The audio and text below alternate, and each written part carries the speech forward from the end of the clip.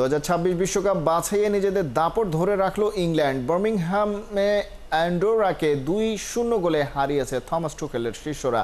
এই জয়ে 2026 বিশ্বকাপ বাছাইয়ে এখন পর্যন্ত অপরাজিতই রয়ে গেল থ্রি লায়নরা।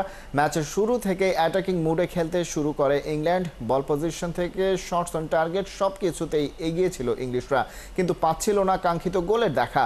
তবে ইংলিশ ফরওয়ার্ডের একের পর এক অ্যাটাকে চাপে পড়ে এবং ভুল করে বসেন অ্যান্ডোরার ডিফেন্ডার গার্সিয়া।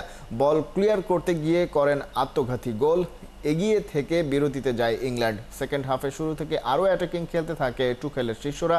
67 মিনিটে গোলের দেখা পায় ওরা। স্কোরশিটে নাম তোলেন ডেকলান রাইস। ম্যাচের বাকি সময়ে হয়নি কোনো গোল। এই জয়ে বিশ্বকাপ বাছাইয়ে ইংল্যান্ড অপরাজিত রইল টানা 35 ম্যাচ।